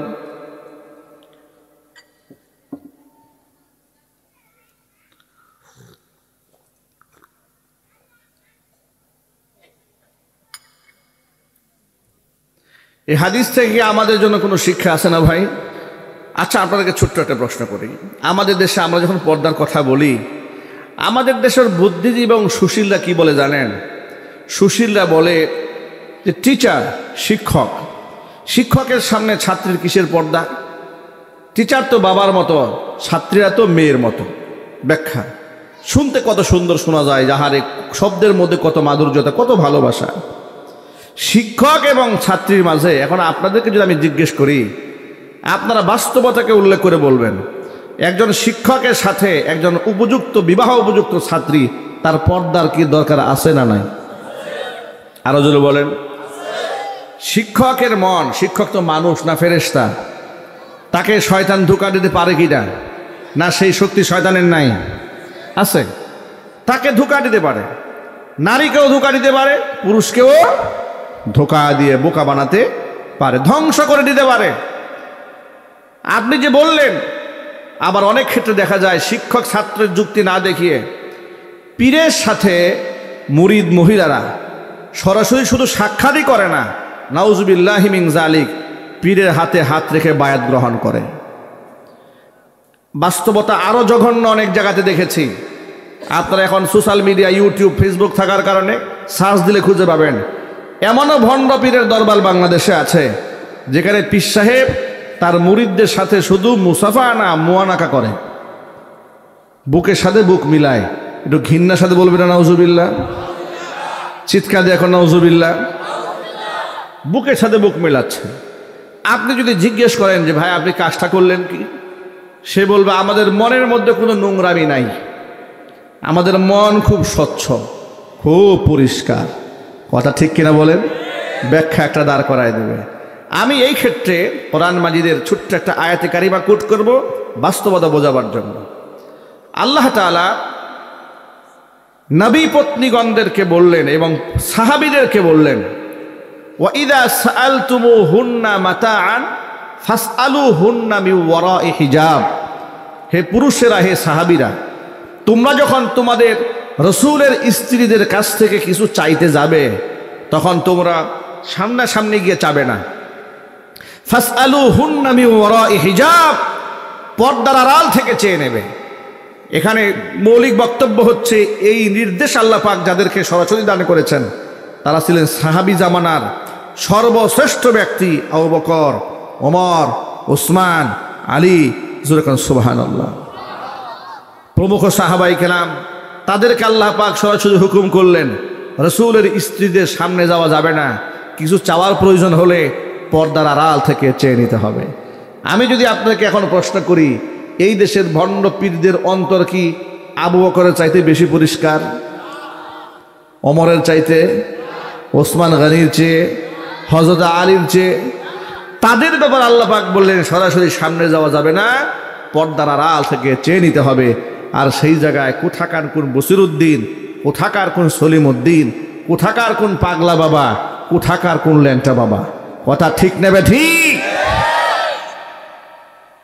পর্দার ব্যাপারে ইসলাম খুব স্ট্রং, এখানে আপোষ নাই, এখানে কোনো ছাড় নাই। যদি পর্দার এই কোটেশনগুলো আমাদের মায়েরা বোনেরা মানতে পারতেন, আর আমরা স্বামীরা যদি আমাদের স্ত্রী কন্যাদেরকে এই পর্দার বিধানগুলো মানাতে পারতাম, তাহলে এই সমাজে জিনা, ব্যভিচার, অবৈধ প্রেম ভালোবাসা এটা 0% নেমে আসতো। কিন্তু এটা আমরা না করে আমরা ভিন্ন পন্থা অবলম্বন করেছি। আমরা পশ্চিমাদেরকে ফলো করেছি, সিনেমা দেখে দেখে আমরা সিনেমা স্টাইলে ছেলে মেয়েদেরকে বড় করতে চেয়েছি। ভারতের ওই সমস্ত নোংরা চ্যানেলগুলো বাংলাদেশে ঢুকে জিনা ব্যভিচারকে উস্কে দিয়েছে। অবৈধ সিরিয়ালগুলো এসে যুবকদের চরিত্রকে ধ্বংস করে দিয়েছে। সিনেমাগুলো এসে যুবতী মেয়েদের চরিত্রকে নষ্ট করে দিয়েছে। মিডিয়াগুলো এসে যুবক যুবতীদেরকে ধ্বংসের দ্বার প্রান্তে পৌঁছে দিয়েছে। আল্লাহর নবী সাল্লাল্লাহু আলাইহি ওয়াসাল্লাম হুজুর বলেন, সালাসাতুন কদ হাররামাল্লাহু আলাইহিমুল জান্নাহ, 3 শ্রেণীর মানুষের জন্য আল্লাহ পাক তার জান্নাতকে হারাম করে দিয়েছেন। কান খুলে শুনে রাখেন কথাটা। নবীজি বলেছেন, সালাসাতুন কদ হাররামাল্লাহু আলাইহিমুল জান্নাহ, 3টা শ্রেণীর মানুষের জন্য আল্লাহ পাক তার জান্নাতকে হারাম করে দিয়েছেন। 1 নাম্বার হচ্ছে মুদমিনুল খামর, যারা মদ পান করে তাদের জন্য আল্লাহর জান্নাত হারাম। 2 নাম্বার ওয়ালা পিতামাতার অবাধ্য সন্তান যারা, তাদের জন্য আল্লাহর জান্নাত হারাম। 3 নাম্বার ওয়াদাইয়ুসুল্লাযী ইউকিররু ফি আহলিহিল খাবাস, ওই দাইয়ুস পুরুষ, যে পুরুষ তার অধীনস্থ নারীদেরকে অশ্লীলভাবে পরিচালনা করে, নারীরা গুনার কাজ করার পরেও বাধা দেয় না, এমন পুরুষ সমাজে আছে না নাই? বাধা দেবে দূরের কথা, নিজের যুবতী মেয়েটাকে সাজিয়ে গুজিয়ে পহেলা বৈশাখ উদযাপন করার জন্য মাথার মধ্যে ফুল লাগিয়ে রাস্তায় নামিয়ে দিয়েছে, জিন্সের প্যান্ট পরিয়ে বিশ্ববিদ্যালয়ে পাঠিয়ে দিয়েছে। শুধু কি তাই, বয়ফ্রেন্ডের হাতে ছেড়ে দিয়ে বলে, আব্বাজান, বাজান, আমার মেয়েটা তোমার সাথে ইউনিভার্সিটিতে পড়ে, একটু ভালো করে দেখে শুনে রাখো। ঠিক কিনা বলেন? শুধু কি তাই, প্রাইভেট টিউটর, প্রাইভেট শিক্ষক ঘরের মধ্যে দাওয়াত দিয়ে নিয়ে আসছে, যুবতী মেয়েকে এক রুমে বসাই দিয়েছে। এবার উনি ওনাকে কেমিস্ট্রি পড়াচ্ছে, বায়োলজি পড়াচ্ছে, এরপরে ইকোনমিক্স পড়াচ্ছে। একটা যুবক ছেলের সাথে যুবতী মেয়েটাকে একটা রুমের মধ্যে আলাদা করে দিয়ে বাপ মা সন্তানকে শিক্ষা দিচ্ছে। এই বদভ্যাসগুলো কি জাতির কাছে আছে না নাই? আরো জোরে বলতে হবে, আছে না নাই? আপনি বাবা, আপনি মা, আপনি যে আপনার যুবতী উপযুক্ত মেয়েটাকে একটা যুবক ছেলের সাথে ঘরের মধ্যে বসাইয়া শিক্ষকের নামে, শিক্ষকতার নামে এই সুযোগটা তৈরি করে দিলেন, আপনি কতটুকুন বৈধ কাজ করেছেন? এই ব্যাপারে আল্লাহ রাসূল সাল্লাল্লাহু আলাইহি সাল্লাম ১৫০০ বছর আগে কি বলেছেন? আল্লাহ নবী বলেন, খবরদার, লা ইয়াখলুওয়ান্না রাজুলুন বিইমরাতিন ইল্লা সালিসুহুমা শাইতান, নিরিবিলি একাকিত্বে কোনো রমণী, কোনো পুরুষ যেন একসাথে কোথাও না বসে। সেটা রুমের মধ্যেও বসা হারাম, পার্কে বসা হারাম, সিনেমার মঞ্চে গিয়ে বসা হারাম, এমনকি ব্রিজের কর্নারে গিয়ে বসা হারাম। একাকিত্বে কোনো পরপুরুষের সাথে কোনো নারী মাহারাম পুরুষ ছাড়া গায়রে মাহারাম যারা হয় ওই সমস্ত ব্যক্তিদের সাথে এক জায়গায় বসতে পারবে না। বসলে তারা আর দুইজন থাকবে না, মাঝখান থেকে একজনে ঢুকে যাবে। আল্লাহর হাবিব বলেন ওরা সেখানে দুইজন থাকবে না, ইল্লা সালিসুহুমা শাইতান, মাঝখান থেকে একজন ঢুকবে, তার নাম কি? শয়তান। মাঝখান থেকে ঢুকে যতক্ষণ পর্যন্ত এই দুজনকে জিনার মধ্যে মুবতালা না করবে, ব্যভিচারের মধ্যে যতক্ষণ জড়ায় না দেবে, ততক্ষণ পর্যন্ত এদের পিছু ছাড়বে না। জোরে কর নাউজুবিল্লাহ। আমরাই তো আমাদের সন্তানদেরকে জাহান্নামের দিকে নিয়ে যাচ্ছি, আমরাই তো আমাদের মেয়েদেরকে জাহান্নামে নিয়ে যাচ্ছি, আমরাই তো আমাদের স্ত্রীদেরকে জাহান্নামে লাকড়ি বানিয়ে দিচ্ছি। কথা ঠিক কিনা বলেন? বাংলাদেশে পরিস্থিতি এতটা জঘন্য হয়েছে, মসজিদ কমিটির সভাপতি তার ঘরের বউর পর্দা নাই, ইমাম সাহেবের বউর হাত মোজা পা মোজা যদি না থাকে, হুজুরের চাকরি নাই, কিন্তু সভাপতির মেয়ে যদি জিন্সের প্যান্ট পরে এতে কোনো অসুবিধা নেই, এটা মুস্তাহাব টাইপের মনে হয় নাকি? কথা বলেন ঠিক কিনা জুড়ে বলেন। হাতটাকে সভাপতি সেক্রেটারি নামাজও পড়ে না, এগুলো এক একটা মসজিদের সভাপতি হয়ে বসে আছে। কয়েকদিন আগে দেখেছি সিনেমার এক কুখ্যাত নায়ক আলেমদেরকে নিয়ে বাজে একটা কথা বলেছে। বাজে কথা বলার পরে দেশের আপামর সাধারণ জনতা তাকে ফেসবুকে গণধুলাই দিয়েছে। কেউ কেউ নাস্তিক বলেছে, ইসলামদ্রোহী বলেছে, খোদাদ্রোহী বলেছে, নানা কিছু বলেছে। এই সব কিছু শোনার পরে তখন তিনি প্রতিবাদ করে মিডিয়ার সামনে এসে বললেন, দেখেন আপনারা আমাকে ইসলাম বিদ্বেষী বলবেন না, আমি সিনেমা করলে কি হবে, আমি নায়ক হলে কি হবে, আমি একটা মসজিদ কমিটির সভাপতি। ও যে এতদিন পর্যন্ত আলেমকে গালি দিয়েছে আমার কাছে অবাক লাগে না, যখন সে বলল যে আমি মসজিদ কমিটির সভাপতি, আমার কাছে মনে হয়েছে আসমানটা ভেঙে আমার মাথার মধ্যে পড়েছে। এর মতো দুশ্চরিত্র লম্পট যদি মসজিদ কমিটির সভাপতি হয়, কিয়ামতের এর চাইতে বড় আলামত আর কি হতে পারে? কথা ঠিক কিনা জোরে বলেন। শুধু কি এই সমস্ত লোকেরা মসজিদ কমিটি দখল করেছে তা নয়, ওয়াজের ময়দানে, ওয়াজের প্যান্ডেলে বক্তার নামের উপর দিয়া সুদখোর নেতার নাম না দিলে অনেক জায়গায় মাহফিল করতে দেয় না। কথা বলে না। বেনামাজি নেতার নাম, অহংকারে ভরা জব্বার কাহার টাইপের এই সমস্ত নেতারা, তারা নিজের নামটা আলেমদের নামের উপরে বড় করে দেখতে চায়। যদি আলেমের নামের নিচে নাম দেওয়া হয় তাহলে মাহফিল করতে দেয় নাই। আওয়ামী জাহিলিয়াতের সময় এই সমস্ত অমানুষগুলা বক্তৃতার মঞ্চগুলাকে নাপাক বানিয়ে দিয়েছিল, ঠিক কিনা? আওয়ামে জাহিলিয়াত ১৫০০ বছর আগে ছিল আইয়ামে জাহিলিয়াত, আর বিগত ১৬ বছর বাংলাদেশে ছিল আওয়ামী জাহিলিয়াত। কথা বলে না কেন? আওয়ামী জাহিলিয়াত আইয়ামে জাহিলিয়াতকেও হার মানিয়ে দিয়েছে।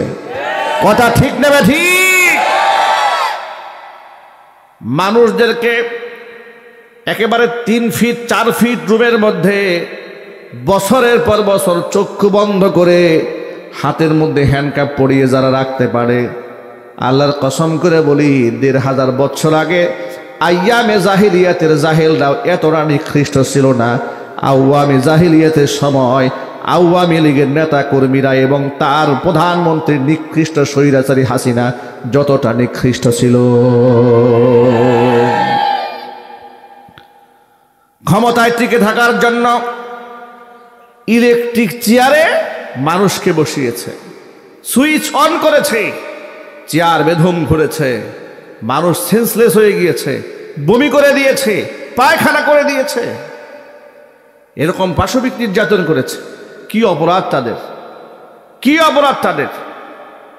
ব্রিগেডিয়ার জেনারেল আজমি তিনি বলেছেন যে আমি আমার এই যে হাতে গামছা দেখতে পাচ্ছ তোমরা, আমি যে কি পরিমাণ চোখের পানি ফেলেছি বন্দি থাকা অবস্থাতে, গুম থাকা অবস্থাতে, যে আমার চোখের পানি একত্রিত করলে মনে হতো একটা পুকুর হয়ে যেত। তিনি এভাবে দুঃখ প্রকাশ করেছেন। এরপরে ব্যারিস্টার আরমান, মাওলানা মতিউর রহমান নিজামী সাহেবের ছেলে ব্যারিস্টার, এত উচ্চ শিক্ষিত একটা ছেলে, কি অপরাধ তাদের? আয়না ঘরে 8 বছর আটকায় রাখছে, হাতের মধ্যে হ্যান্ডকাপ পরিয়ে, চোখ বেঁধে, পিছনে হাত মোড়া দিয়ে, পিঠ মোড়া দিয়ে করে তাদেরকে 8টা বছর আটকায় রেখেছে, চোখটা বেঁধে আটকে রেখেছে। দিনের আলো দেখতে দেয়নি, রাতের আধারও দেখতে দেয়নি। এরকম নির্যাতন যারা মানুষের উপর করতে পারে, ওরা মানুষ না জানোয়ার? আরো চিল্লাই বলেন, এদের বিচার হওয়ার দরকার নাই বাংলাদেশে? চিল্লাই বলতে হবে দরকার আছে না নাই? ওদের বিচার হওয়ার আগ পর্যন্ত এই সমস্ত টাকলা মুরাদ আর পাগলা মুরাদ এরা কিয়ামত পর্যন্ত ইনশাআল্লাহ এলাকায় ফিরতে পারবে না। যদি টাকলা মুরিদের নাতিপুতিরা এদেরকে পুনর্বাসন করার চেষ্টা করে, ডান্ডা মেরে ঠান্ডা করে দেওয়ার জন্য রাজি আছেন কারা কারা? দুহাত দেখতে চাচ্ছি। আল্লাহ পাক কবুল করেন, জোরে কোন আমিন। ভাইরা আমার, এই আওয়ামী জাহিলিয়াতের সময়টারা আমাদের মায়েদের পর্দা নিয়েও ষড়যন্ত্র করেছে। অনেক স্কুলে, অনেক কলেজে মেয়েদেরকে হিজাব নেকাব পরে যেতে দেয় নাই। বনশ্রী স্কুল অ্যান্ড কলেজে সেখানে মেয়েদের হিজাব টেনে ধরেছিল, তারা পড়তে দেয় নাই। আমি নিজে প্রতিবাদ জানিয়েছিলাম, বাংলাদেশের অনেক আলেমরা প্রতিবাদ জানিয়েছিল। প্রতিবাদ করার সময় আওয়ামী জাহিলিয়াতের সময় এক আওয়ামী লীগের নেতা স্টেজে উঠে মাইক নিয়ে দাঁড়িয়ে আমাকে বলল, কোথায় কি পর্দা করলো আর না করলো ওয়াজে বলার দরকার নাই, জোরে কর নাউজুবিল্লাহ। ওরা ক্ষমতায় টিকে থাকার জন্য এমন পিচাস হয়েছিল যা আল্লাহর কোরআনের বিধান ধ্বংস হয়ে যাক, মোদি বাবা খুশি থাক। কথা ঠিক কিনা জোরে বলেন? ওরা তো এটাই করেছে, যা আল্লাহর বিধান কোথায় যাবে দেখার দরকার নেই। আলেম ওলামা কি লাঞ্ছিত হলো না অপমানিত, এটাও দেখার কোনো দরকার নেই। মোদি বাবা তো খুশি আছে, তাহলে যদি খুশি থাকে মোদি, টিকবে আমাদের গদি। ঠিক কিনা বলেন? এই জন্য তারা আলেমদের উপর পাশবিক নির্যাতন চালিয়েছে। পর্দার বিধান নিয়ে তামাশা করা হয়েছে। বিশ্ববিদ্যালয় মেয়েরা হাত মোজা পা মোজা পরে পরীক্ষা দিতে গিয়েছে, কর্তৃপক্ষ আইন করে দিয়েছে পরীক্ষার হলে ঢোকার সময় মুখ খুলে ঢুকতে হবে। কেন? আইডেন্টিফাই করতে হবে। আচ্ছা, আইডেন্টিফাই করার জন্য কি মুখ খোলা জরুরি? স্মার্ট বাংলাদেশ বলেন, ডিজিটাল বাংলাদেশ বলেন, ফিঙ্গারপ্রিন্ট নিয়ে আইডেন্টিফাই করা যায় না? কথা বলেন না। আইডি কার্ড দেখে আইডেন্টিফাই করা যায় না? প্রবেশপত্র দেখে আইডেন্টিফাই করা যায় না? এতেও যদি তোদের কলেজে ঠান্ডা না হয়, তাহলে আলাদা একটা ডোর করো। ইউনিভার্সিটি মহিলা শিক্ষিকা আছে না, ফেস দেখে দেখে হলের মধ্যে ঢুকাইলেই তো হয়। এর মানে আপনি পর্দার বিধান লঙ্ঘন না করে পর্দা করে দুনিয়ার সব কাজ আপনি করতে পারেন, অসুবিধা নেই। কিন্তু এরপরেও লম্পট বদমাশগুলো মেয়েদের চেহারা দেখার জন্য পাগল পাড়া মরিয়া হয়ে আইন করে দিয়েছিল, পরীক্ষার হলে ঢুকতে হলে চেহারা তোমাকে খুলতেই হবে। চিৎকার দেখো নাউজুবিল্লাহ মিন যালিক। অথচ পর্দা করা আল্লাহ তাআলা নারীদের জন্য কি সুন্নত করেছেন না ফরজ করেছিলেন? এটা নিয়ে তারা তামাশা করেছে। ভাইরা আমার, মা বোনেরা আমার, আমি আপনাদেরকে বলতে চাচ্ছি, খবরদার, আমার অধীনস্থ মেয়ে আমার কাছে আমানত, আমার স্ত্রীর পর্দা আমার কাছে আমানত। আমি যেন আমার স্ত্রীকে মানুষের সামনে সস্তা না বানিয়ে দেই, আমার মেয়েটাকে যেন আমি সস্তা না বানিয়ে দেই। মূল্যবান সম্পদ আগলায় রাখতে হয়, যত্ন করে রাখতে হয়, ভালোবাসা দিয়ে রাখতে হয়। সস্তা জিনিস ফুটপাতে রাস্তাঘাটে যেখানে সেখানে পাওয়া যায়, দামি জিনিস ফুটপাতে যেখানে সেখানে পাওয়া যায় না। উদাহরণস্বরূপ আমি অনেক জায়গায় বলেছি, স্বর্ণ ফুটপাতে বিক্রি হয় না, এটা দামি দোকানে বিক্রি হয়। ঠিক কিনা জোরে বলেন? এমনকি যেখানে সেখানে স্বর্ণ কেউ ফেলেও রাখে না। ডায়মন্ড, হীরা, এগুলাকে যেখানে সেখানে ফুটপাতে বিক্রি করা যায় না। এটার দামি শোরুম উদ্বোধন করে সেখানে একেবারে তালার মধ্যে সিন্ধুকে বন্দি করে লোকেরা রাখে। দামি কাস্টমার পেলে টাকার বিনিময়ে সেখানে প্রদর্শন করানো হয়। আমি আপনাদের কাছে জিজ্ঞেস করতে চাই, সামান্য স্বর্ণ, সামান্য ডায়মন্ড যদি আপনি লকারে বন্দি করে এত কিছু করে যত্ন করে রাখেন, আপনাদের কাছে আমার প্রশ্ন, আমার মা বোনদের সম্মান কি স্বর্ণের চাইতে কম না বেশি? আরো বলেন। একমাত্র নিজের বউদেরকে যারা এমিটিশন মনে করে, স্বর্ণ মনে না করে, কিংবা তার চাইতে দামি মনে না করে, তারাই পর্দা করায় না। যারা নিজের স্ত্রী কন্যাদেরকে আসমানের নক্ষত্রের চাইতে দামি মনে করে, তারাই নিজের সন্তান স্ত্রী কন্যাদেরকে পর্দায় রাখে। এটা আমার কথা নয়, ১৫০০ বছর আগে বিশ্বনবী মুহাম্মদ রাসূলুল্লাহ সাল্লাল্লাহু আলাইহি সাল্লাম বলেছেন, ইন্নামাদ দুনিয়া কুল্লুহা মাতাউন ওয়া খায়রু মাতাইদ দুনিয়াল মারআতুস সালিহা। এই দুনিয়ার মধ্যে যত কিছু দেখতে পাও সব হচ্ছে দুনিয়ার সামগ্রী। একেবারে গাছপালা, তরুলতা, বৃক্ষরাজি থেকে শুরু করে যত প্রকার আল্লাহর সৃষ্টি আছে সব দুনিয়ার সামগ্রী। দুনিয়ার সামগ্রীর মধ্যে শ্রেষ্ঠ সামগ্রীর নাম হচ্ছে নেককার মহিলা। নেককার নারীদের দাম অনেক অনেক বেশি। জোরে কোন আল্লাহু আকবার। মাইকের আওয়াজ বাহিরে যাচ্ছে, মা বোনদেরকে বলছি, মায়েরা বোনেরা, আপনি যদি পর্দার উপরে, দ্বীনের উপরে অবিচল থাকেন, আল্লাহ পাক আপনার মর্যাদা বাড়ায় দেবেন। যুবক ভাইদেরকে বলি, যুবক ভাইরা, যদি একমাত্র আল্লাহর ভয়ে ব্যভিচার থেকে কেউ বাঁচতে চায়, বাঁচার চেষ্টা করে, আল্লাহ পাক শুধু পরকালেই জান্নাত দেবেন তা নয়, দুনিয়াতেও তার যত বিপদ আছে আল্লাহ পাক দূরে ঠেলে দিবেন। ওমরে ফারুক রাদিয়াল্লাহু তাআলা আনহু হাদিসের রাবী, তিনি বলেন, বাইনামা নাহনু ইনদা রাসূলিল্লাহি সাল্লাল্লাহু আলাইহি ওয়াসাল্লাম, একদিন আমরা হুজুরের সামনে বসেছিলাম, রাসূলের সামনে বসেছিলাম। এমন সময় নবীজি আমাদের কাছে একটা কাহিনী শোনালেন। হুজুর বললেন, সালাসাতু নাফারিম মিম্মান কানা ক্বাবলাকুম হাত্তা আওয়াহুমুল মাবিতু ইলা গার। তোমরা এই দুনিয়াতে আগমন করার পূর্বে বনি ইসরাইল সম্প্রদায়ের 3 জন ব্যক্তি দূর সফরে কোথাও বের হয়েছিল। সারা দিন তারা সফর করেছে। সন্ধ্যাবেলা মনে মনে ভাবলেন, রাতটা যদি কোথাও গিয়ে কাটিয়ে দিতে পারতাম তাহলে সকালবেলা রওনা হতাম, সফরটা নিরাপদ হতো। পাহাড়িয়া গিরিপথ বেয়ে বেয়ে তারা চলেছে। রাতের বেলায় পথ চলা মোটেও নিরাপদ নয়। কোথায় রাত কাটাবে, কোথায় রাত্রি যাপন করবে? দুনিয়া উন্নত হওয়ার কারণে বিভিন্ন জেলা উপজেলাতে, শহরে কিংবা একেবারে শহর তলিতে এখন আবাসন হোটেল পাওয়া যায়, থাকা যায় রাত্রি যাপন করার জন্য। কিন্তু হাজার হাজার বছর আগে আবাসন হোটেল তো ছিল না। তারা পাহাড়ের একটা গুহার মধ্যে ঢুকেছে কোনো মতে রাতটা কাটায় দেওয়ার জন্য। সকাল হলে তারা সেখান থেকে বের হয়ে যাবে। 3 জন ব্যক্তি পাহাড়ের গুহার মধ্যে ঢুকার পরে আশ্রয় নিয়েছে সেখানে। রাতের বেলায় ঝড় হয়েছে। রাতের বেলায় ঝড় হওয়াতে পাহাড়ের উপর থেকে বড় একটা পাথরের টুকরা গড়াতে গড়াতে এসে যে গুহার মধ্যে তারা আশ্রয় নিয়েছিল গুহার মুখের মধ্যে এসে আটকায়া যায়। 3 জন ব্যক্তি গুহার মধ্যে বন্দী হয়ে গেল। তারা মনে মনে ভাবলেন, গুহার মুক্ত বন্দী হয়ে গেল, আর এত বড় পাথর, এটা ধাক্কায় সরানো কোনোভাবেই সম্ভব হবে না। যারা পাথরের পাহাড় দেখেছেন, মক্কা মদিনায় যারা গিয়েছেন, মিডল ইস্টে যারা গিয়েছেন, পাহাড় পাথরের কেমন হয়, মদিনাতে যারা ওয়াদিয়ে জিনের উপত্যকা বলা হয়, সেখানে যারা গিয়েছেন দেখেছেন যে বিশাল বিশাল পাহাড়। তুর পাহাড় দেখেছেন, সাউর পর্বত দেখেছেন, জাবালে নূর দেখেছেন, জাবালে সৌর দেখেছেন, বিশাল বিশাল পাথরীয় পাহাড়। এত বড় পাথর, যেই পাথরটা এসে গুহার মুখে আটকাইছে, এরা বের হতে পারছে না। দুনিয়া তো এত টেকনোলজির দিক থেকে উন্নত ছিল না যে মোবাইল ফোন থাকবে, ফোন করে বলবে আমি অমুক জায়গাতে আছি। এখন তো লোকেরা হারিয়ে গেলে অনেক সময় মোবাইল ফোন ট্র্যাক করে খুঁজে পাওয়া যায়, অমুক জায়গায় আছে, অমুক জায়গায় আছে, ঠিক না ভাই? তারা সেখানে বন্দী হয়ে গেলেন। তারা বন্দী হওয়ার পরেও তারা পেরেশান হলেন, কিন্তু হতাশ হলেন না।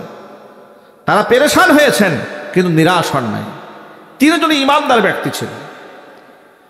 তারা মনে মনে ভাবল, এই জায়গায় যদি আজকে আমরা এখানে আমাদের খাদ্যদ্রব্য শেষ হয়ে যায়, আমরা যদি না খেয়ে থেকে এখানে মরে গলে পচে হাড্ডি সার হয়ে যায়, পৃথিবীর কেউ তো আমাদের কেউ জানবেও না, রক্ষাও করতে পারবে না।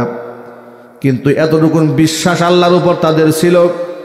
আল্লাহর উপর তাওয়াক্কুল এমন ছিল যে যেখানে কেউ দেখতে পান না সেখানে আমাদের রব দেখতে পান, যেখানে কেউ শুনতে পান না সেখানে আমাদের রব শুনতে পান, যেখানে কেউ সাহায্য করতে পারেন না, নিঃসন্দেহে আমাদের রব সেখানে আমাদেরকে সাহায্য করতে পারেন।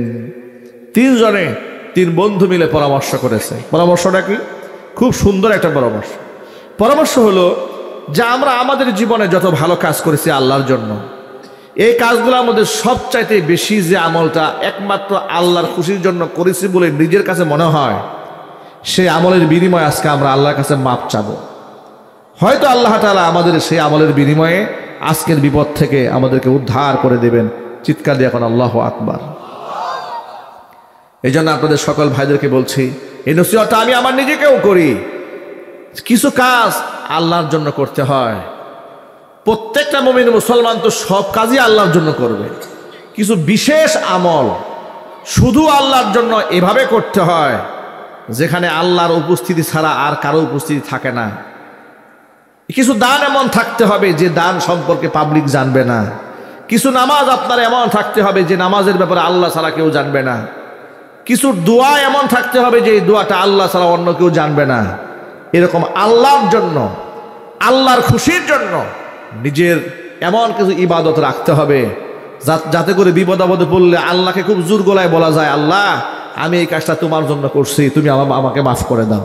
সুবহানাল্লাহ বলেন। কিন্তু আমাদের অভ্যাসটা এত খারাপ হয়েছে, সব কিছুর মধ্যে আমরা শুধু লৌকিকতা করি। মসজিদ নির্মাণের দান হবে, অমুকে 1 লাখ টাকা জোরে মারহাবা না বললে মন খুশি হয় না, ঠিক না ভাই? ওয়াজ মাহফিলে দিয়েছে 50,000 টাকা, একজন দিয়েছে 5 লাখ টাকা, একজন দিয়েছে 2,000 টাকা। যেই ব্যক্তি 1 লাখ দিয়েছে মনে মনে চিন্তা করলো যে 50 দিয়েছে তার নামটা হুজুর জোরে করে বলছে, আমি যে 1 লাখ দিলাম আমার নামটা হুজুর জোরে বললো না কেন? মনের মধ্যে শয়তানি আছে না নাই? আরো জোরে বলেন। হুজুর তার নামটা বললো না বললো তার দানের সাথে কিছু যায় আসে না। তার মনের মধ্যে যদি নিয়ত এটা থাকে একমাত্র আল্লাহর জন্য দিলাম, নাম বললেও খুশি, না বললেও সে খুশি, ঠিক না ভাই? তো তিনজন ব্যক্তি তারা মনে মনে ভাবলো আমরা আল্লাহর কাছে পানাহা চাবো এমন কিছু ইবাদতের বিনিময়ে, এমন কিছু আমালের বিনিময়ে যেটা শুধুমাত্র কেবলমাত্র আমরা আল্লাহর খুশির জন্য করেছি। সুবহানাল্লাহ বলেন। প্রথম ব্যক্তি আল্লাহর কাছে হাত তুলে বলছে, রব্বুল আলামিন আমার ঘরে বৃদ্ধা মা আছে, বৃদ্ধ বাবা আছে, আমি আমার মা বাবাকে এত বেশি প্রাধান্য দেই সকল ক্ষেত্রে, কোনোদিন বাপ মাকে খাবার না দিয়া সন্তানদের আমি খাবার খাওয়াই না, নিজেও খানা খাই না। এভাবে চলতেছিল আমার আমল। আহারে কেমন সন্তান তিনি! বাপ মাকে এত শ্রদ্ধা করেন, এত সম্মান করেন। তিনি বলেন, রব্বুল আলামিন একদিন বাড়ি ফিরতে আমার দেরি হয়ে গেল। বাড়িতে এসে দেখি আমার বৃদ্ধা মা ঘুমায় পড়েছে, বাবাও ঘুমিয়ে পড়েছে। আমার সন্তানগুলা ক্ষুধার যন্ত্রণায় ছটফট ছটফট করছে। বাড়ি পৌঁছে যাওয়ার পর আমার সন্তানেরা ক্ষুধার যন্ত্রণায় ছটফট করে আমাকে ডেকে বলল, আব্বা যান, দাদা দাদি যেহেতু আগে ঘুমিয়ে পড়েছে আজকে আমাদেরকে খাবারটা আগে দেন। আমি নাসর বান্দা, খাবারটা দিলাম না। আমি আমার বাবা মার শিয়রে সারা রাত দুধের পেয়ালা নিয়ে দাঁড়িয়ে থাকলাম। আমার সন্তানেরা ছটফট করতে করতে আমার পায়ের কাছে ঘুমায় গেল, তারপরেও খাবার দিলাম না। সকালবেলা বাপ মার ঘুম ভেঙেছে, বাপ মাকে আগে খাবার দিয়েছি, এরপরে সন্তানদের মুখে খাবার তুলে দিয়েছি। রব্বুল আলামিন আমি আমার বাবা মার প্রতি যে শ্রদ্ধা জ্ঞাপন করেছি, যতটুকু প্রাধান্য বাবা মাকে দিয়েছি, একমাত্র তোমার খুশির জন্য যদি কাজটা করে থাকি, মেহেরবানি করে আজকের বিপদ থেকে আল্লাহ তুমি আমাদেরকে উদ্ধার করে নাও। নবীজি বলেন, বান্দা দোয়া করতে দেরি হয়েছে, আল্লাহর কাছে দোয়া কবুল হতে দেরি হলো না, সাথে সাথে দোয়া মঞ্জুর হয়ে গেল। বৃহৎ আকারের সেই পাথরখানা আল্লাহ রব্বুল আলামিন আপন কুদরতে গর্তের মুখ থেকে কিছুটা দূরে সরিয়ে নিলেন। কিন্তু যতটুকু সরেছে বের হওয়া সম্ভব নয় একজনেরও। বাকি আছে আরো কয়জন? আরো 2 জন বাকি আছে। দ্বিতীয় জন আল্লাহর কাছে হাত তুলেছে, রব্বুল আলামিন আমার বাড়িতে লোকেরা কাজ করত, দিনমজুর কাজ, এই আঞ্চলিক ভাষায় বলে কামলা। কি বলে? এই এলাকায় কি বলা হয়? কামলা বলে না ভাই? কামলা, দিনমজুর কামলা। তো সকল কামলাদেরকে টাকা দিয়ে বিদায় করে দিয়েছি, পারিশ্রমিক দিয়ে বিদায় করেছি। এক কামলা টাকা না নিয়েই চলে গেছে। আমি গরিবের টাকা নিয়ে বড় পেরেশান হলাম। আমি এই টাকাটা কেমনে পৌঁছাই দিই তার কাছে? অনেক খোঁজাখুঁজি করার পরেও তাকে পেলাম না। পেরেশান হলাম, গরিবের টাকা কেমনে কি করা যায়, আমানত কিভাবে রক্ষা করব। তখন আমি ওই টাকা দিয়ে ওই ব্যক্তির নামে একটা ছাগল কিনলাম। কিছুদিন লালন পালন করার পরে বাচ্চা হলো, বিক্রি করে একটা গাভী কিনলাম। সেখান থেকে বাচ্চা হলো, বিক্রি হওয়ার পর উট কিনলাম। এইরকম ছাগল, ভেড়া, বকরি, দুম্বা, উট দিয়া বিরাট একটা সম্পদের পাহাড় বানিয়ে ফেললাম। দীর্ঘদিন পরে ওই লোকটা এসেছে আমার কাছে টাকা চাওয়ার জন্য, পাওনা। আমি তাকে বললাম, আল্লাহর বান্দা, মরু প্রান্তরে তাকাই দেখো, মরু প্রান্তরে যতগুলা ভেড়া, বকরি, দুম্বা, উট দেখা যায় সব তোমার কামাই করা নিয়ে যাও।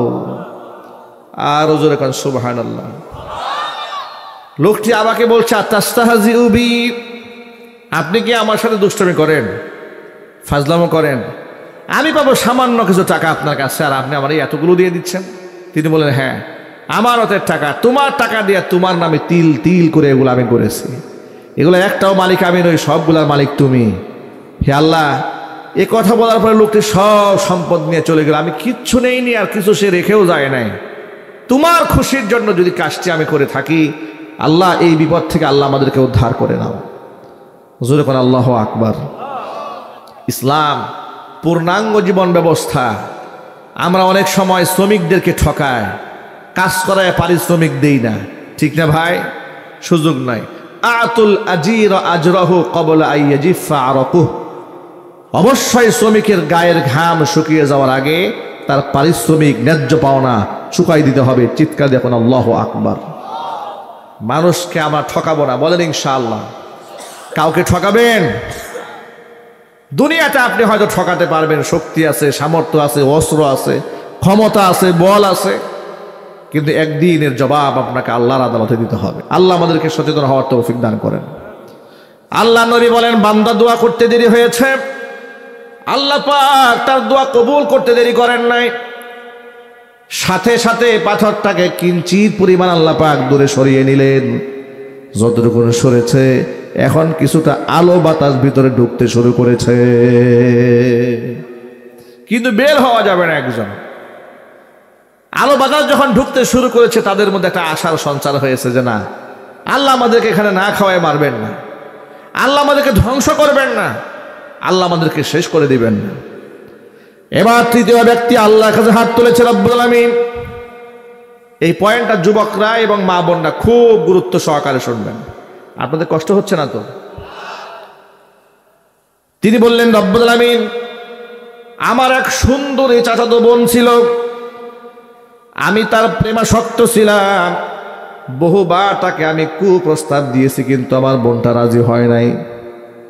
ইতিমধ্যে এলাকার মধ্যে দুর্ভিক্ষ দেখা দিল, ক্ষেত খামারে ফসল নাই, মানুষের পেটে খাবার নাই, টাকা পয়সা নাই, অভাব অনটন দুর্ভিক্ষ এমন ভাবে দেখা দিল। আমার সেই বোনটি অসহায় হয়ে আমার বাড়িতে এসে সাহায্য চাইলো, কারণ আমি ধনী মানুষ। আমার কাছে সাহায্যের জন্য যখন হাত বাড়িয়ে দিয়েছে, ভাই, পরিবারের সদস্যরা বড় কষ্টে আছে, আপনি কিন্তু সহযোগিতা হাত বাড়াই দিলে আমরা পারিবারিকভাবে আমরা আপনার কাছে সারা জীবন ঋণগ্রস্ত হয়ে থাকবে, একটু সাহায্য করুন। লোকটি বলে, রব্বুল আলামিন, আমি এই সুযোগটাকে কাজে লাগাইলাম। আমি তাকে বললাম, এতদিন পর্যন্ত যে প্রস্তাব তোমাকে দিয়েছি তুমি রাজি হও নাই, আমার দেওয়া প্রস্তাব তুমি গ্রহণ করলে আমি তোমাকে 100 স্বর্ণ মুদ্রা দেব।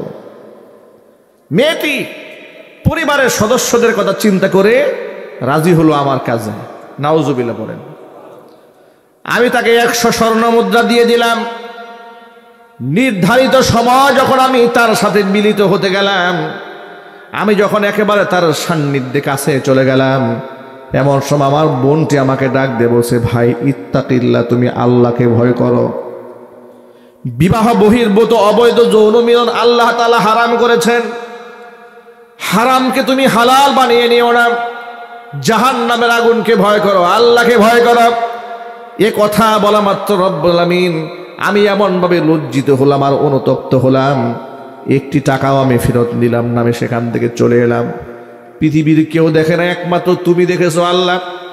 একমাত্র তোমার ভয়ে যদি আমি সেদিন সেখান থেকে বের হয়ে এসে থাকি, আয় আল্লাহ তাআলা, আজকে যে বিপদগ্রস্ত হয়েছি, বিপদ থেকে তুমি আমাদেরকে উদ্ধার করে নাও। জোরে কোন সুবহানাল্লাহ।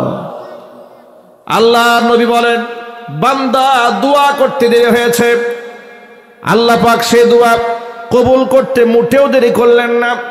সাথে সাথে 3 জন ব্যক্তির দোয়া মঞ্জুর করে বিরাট আকারের সেই পাথরখানা গুহার মুখ থেকে আপন কুদরতে অপসারণ করে 3 জন ব্যক্তির জন্য মুক্তির রাস্তা আল্লাহ খুলে দিলেন। সে আল্লাহ আদৌ আছে না নাই? আরো জোরে বলতে হবে, আজও সে আল্লাহ আছেন না নাই? সুতরাং যা করবো একমাত্র আল্লাহর জন্য করব, আল্লাহর খুশির জন্য করব। এটা হচ্ছে 1 নাম্বার কথা।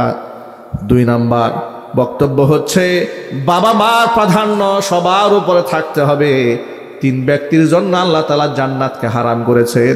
এর মধ্যে 2 নাম্বার হচ্ছে ওয়ালাকু, পিতা মাতার অবাধ্য সন্তান যারা, তাদের জন্য আল্লাহর জান্নাত হারাম। আমার সামনে যে সমস্ত ভাইরা বসে আছেন, মায়েরা বসে আছেন, এ কথা কান খুলে শুনে রাখেন। হুজুর বলেছেন, রিদাল্লাহি ফি রিদাল ওয়ালিদাইনি ওয়া সাখাতুল্লাহি ফি সাখাতিল ওয়ালিদাইন। যদি বাবা মা সন্তানের আচরণে খুশি হয়ে যায়, আল্লাহ পাক ওই বান্দার উপর খুশি হয়ে যায়। বাবা মা যদি সন্তানের উপর নারাজ হন, ওই সন্তানের উপরে স্বয়ং আল্লাহ রাব্বুল আলামিন নারাজ হয়ে যান। নবীজির কাছে প্রশ্ন করা হলো, কিলা মা হাক্কুল ওয়ালিদাইনি আলাইনা ইয়া রাসূলুল্লাহ, হে আল্লাহর রাসূল, বাবা মার কতটুকু হক আমাদের উপরে আছে? হুজুর জাওয়ামিউল কালিম ছিলেন, অল্প কথায় বেশি অর্থ বোঝাতে পারতেন। নবীজি বললেন, হুমা জান্নাতুকা ওয়া নারুকা, বাবা মায়ে তোমার জন্য জান্নাত, বাবা মায়ে তোমার জন্য জাহান্নাম। কথা একদম পরিষ্কার। সন্তানের আচরণে বাবা মা যদি সন্তুষ্ট হয়, আল্লাহ সন্তুষ্ট হয়ে যায়। সন্তানের আচরণে বাবা মা যদি নারাজ হয়, ওই সন্তানের উপর স্বয়ং আল্লাহ রাব্বুল আলামিন নারাজ হয়ে যান।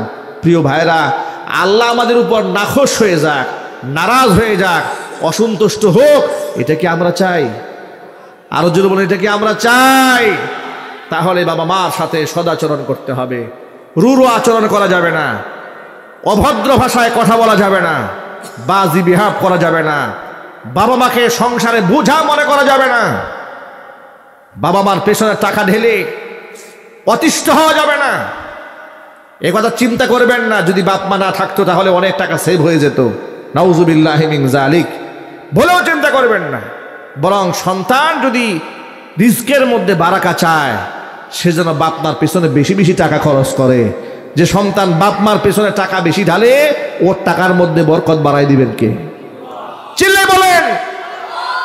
সুতরাং বাবা মাকে নারাজ করবো না, বলেন ইনশাআল্লাহ। আরো জোরে করেন ইনশাআল্লাহ। 2 নাম্বার হলো, শ্রমিকের হক কোনোদিন নষ্ট করব না, বান্দার হক কখন আমরা ফাঁকি দেব না। একজন মুজাহিদ আল্লাহর পথে জিহাদ করার পরে সে যদি শহীদ হয়ে যায়, কিয়ামতের দিন শহীদের কোনো হিসাব হবে না, শহীদদেরকে আল্লাহ বিনা হিসেবে জান্নাত দিয়ে দিবেন। এ কথা বলার পরে ওই মজলিসে রাসূল পাক সাল্লাল্লাহু আলাইহি ওয়াসাল্লাম সাহাবীদেরকে বলেন, শোনো, এর সাথে একটা কথা অ্যাড করে নাও।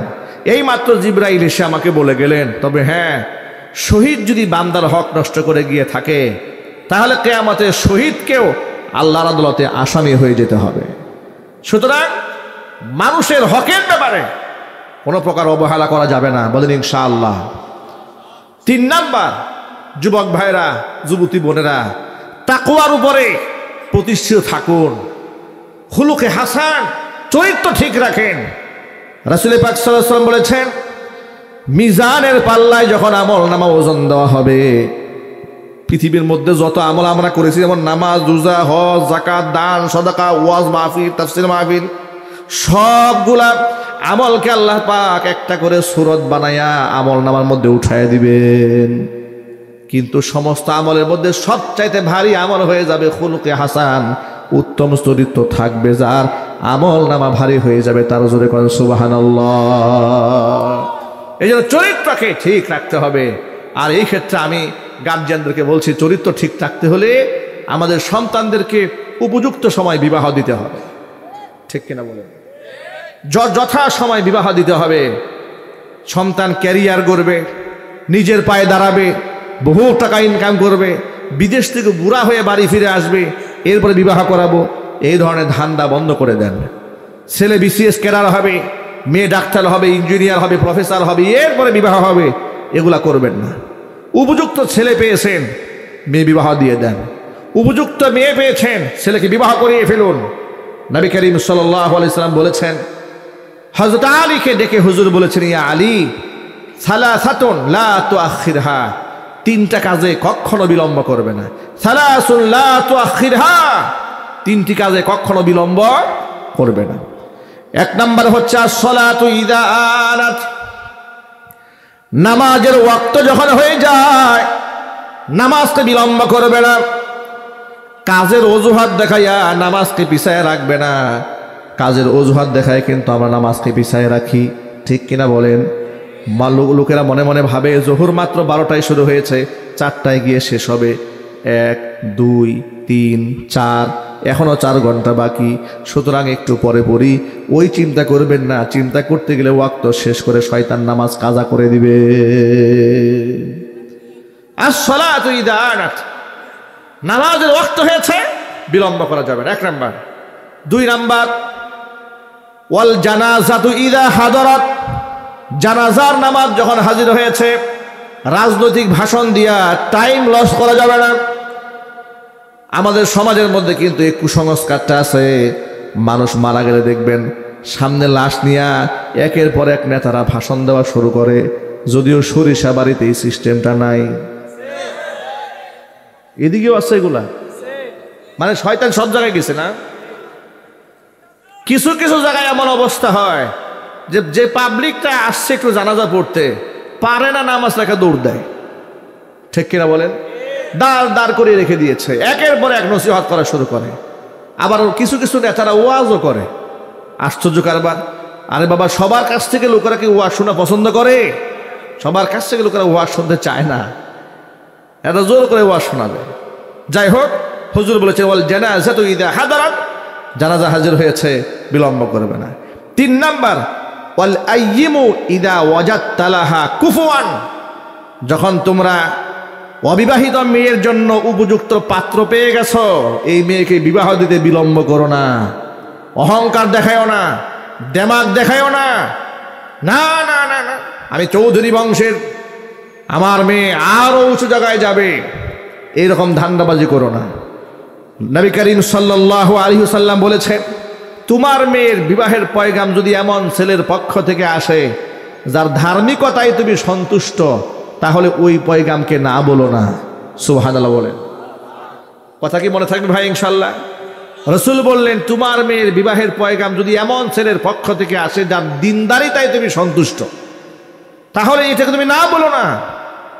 দিনদারিতা যার মধ্যে যত বেশি, আল্লাহর কাছে তার মর্যাদা তত বেশি। যার মধ্যে দিনদারিতা নাই, তাকওয়া নাই, নামাজ নাই, পর্দাপুশিতা নাই, আল্লাহর ভয় নাই, কিছু নাই, টাকা আছে, সম্পদ আছে, ক্ষমতা আছে, আল্লাহর কাছে 4 পয়সার মূল্য তার নাই। ঠিক কিনা ভাই? সুতরাং আল্লাহ তাআলা আমাদের সকলকে চরিত্রবান হওয়ার তৌফিক দান করেন। জোরে কোন আমিন। আমরা কি যুবক ভাইরা আমাদের চরিত্র ঠিক রাখতে পারবো না? ইনশাআল্লাহ। এই জন্য গার্জিয়ানদেরকে বলছি, গার্জিয়ানরা, কোরআন মাজিদ আল্লাহ পাক বলেছেন, ওয়া আনকিহুল আয়ামা মিনকুম, তোমরা তোমাদের অবিবাহিত ছেলে মেয়েদেরকে বিবাহ দিয়ে দাও। বিবাহ দেওয়ার সময় ছেলের যদি অর্থনৈতিক ইনকামটা একটু কমও থাকে, হতাশ হওয়ার কিছু নাই। ইয়াকুনু ফুকারা ইউগনিহিমুল্লাহু মিন ফাদলি, যদি অর্থনৈতিক অবস্থা একটু দুর্বল থাকে, সচ্ছলতা আল্লাহ পাক দান করবেন। আল্লাহু ওয়াসিউন আলিম, প্রশস্ত রিজকের মালিক কে? সব কিছু অবগত হন কে? আপনি যে আল্লাহর এক বান্দিকে ঘরের মধ্যে নিয়ে আসছেন, তাকে দেখভাল করার দায়িত্ব গ্রহণ করলেন, এটাকে আল্লাহ জানেন না? আল্লাহ পাক জানেন। আপনি যদি আপনার স্ত্রীকে, আরেকটা কথা বলি, বিবাহ করার সময় অবশ্যই যৌতুক প্রথা বন্ধ করে দিতে হবে। সরিষা বাড়ি থেকে যৌতুক চলে নাকি? হালাল না হারাম? চিল্লায় বলেন হালাল না হারাম? যারা যৌতুক চায় কিংবা যৌতুক চাওয়ার ধান্দা করে তাদের সাথে আত্মীয়তা একদম ক্লোজ করে দেবেন, ঠিক কিনা? বলবেন বিবাহের আগেই তুমিও তালাক, তোমার 14 গোষ্ঠী তালাক, বিবাহের আগেই তালাক, ঠিক কিনা বলেন? কত লোভী মানুষ হলে সে ডিমান্ড করে বসে থাকে, এটা ডিমান্ডের জায়গা নয়। আল্লাহ তাআলা আমাদের সকলকে কথাগুলো বুঝার তৌফিক দান করেন।